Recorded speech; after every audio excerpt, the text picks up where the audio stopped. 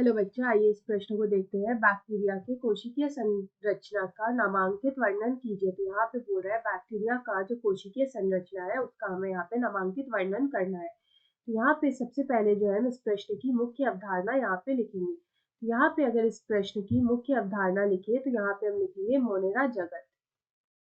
यहाँ पे हम लिखेंगे मोनेरा जगत। तो यहाँ पे हम मोनेरा जगत इसलिए लिखेंगे क्योंकि जो बैक्टीरिया होता है वो मोनेरा जगत का प्राणी होता है। तो यहाँ पे अगर हम बात करें बैक्टीरिया की, तो यहाँ पे ये जो बैक्टीरिया होता है इसमें किस तरह की कोशिका जो है वो पाई जाती है। तो यहाँ पे जो कोशिका होती है इसको हम लोग बोलते हैं प्रोकैरियोटिक। यहाँ पे जो प्रोकैरियोटिक कोशिका जो है वो यहाँ पे पाई जाती है। तो यहाँ पे प्रोकैरियोटिक कोशिका पाए जाने का क्या मतलब होता है कि यहाँ पे जो केंद्रक होते हैं वो अस्पष्ट होते हैं। यहाँ पे केंद्रक जो होता है वो अस्पष्ट होते हैं। तो हम यहाँ पे एक चित्र की मदद से जो है इसका नामांकित हिस्सा यहाँ पे देखेंगे। तो यहाँ पे अगर हम इस चित्र को यहाँ पे बताएं तो इस चित्र में हम कई पदार्थ जो है कोशिकीय पदार्थ जो है वो यहाँ पे बनाएंगे और फिर उसको हम यहाँ पे नामांकित करेंगे।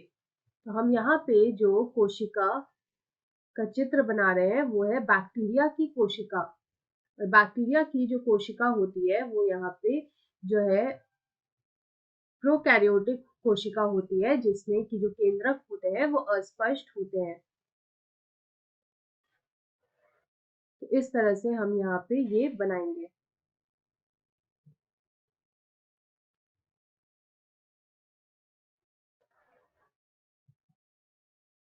तो यहाँ पे अगर हम देखें तो जितना भी हम यहाँ पे पदार्थ बना रहे हैं उसको हम यहाँ पे नामांकित करेंगे। तो यहाँ पे अगर हम बात करें सबसे बाहरी हिस्से की, तो यहाँ पे जो सबसे बाहरी हिस्सा आता है इसको हम लोग बोलते हैं कैप्सूल।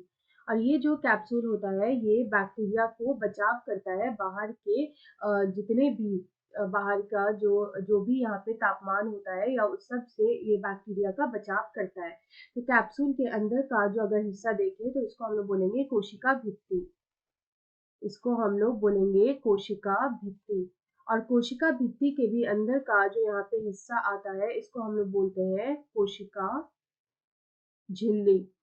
इसको हम लोग बोलेंगे कोशिका झिल्ली।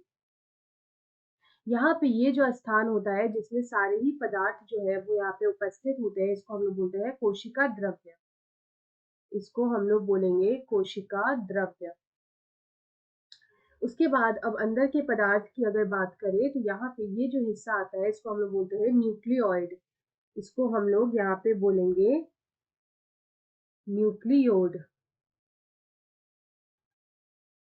ये जो हिस्सा यहाँ पे आता है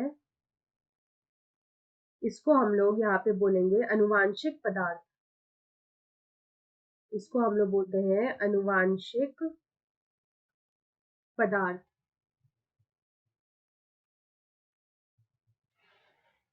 उसके बाद अगर हम ये हिस्सा यहाँ पे देखें तो ये हमारा आता है राइबोसोम।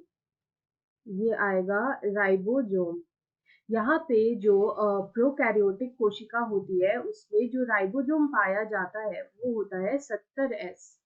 वो हो जाएगा 70S। तो यहाँ पे 70S राइबोसोम जो है वो हमें देखने को मिलेगा। ये हो जाएगा संचित भोजन।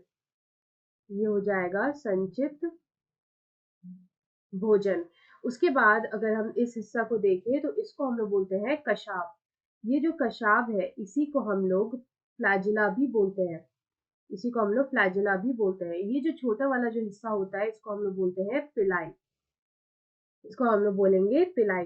यहाँ पे ये जो हिस्सा है ये होता है यहाँ पे ये जो कोशिका है ये हो गई प्रोकैरियोटिक कोशिका जो बैक्टीरिया में पाई जाती है। आशा है आप इसे अच्छी तरह समझ गए होंगे। धन्यवाद।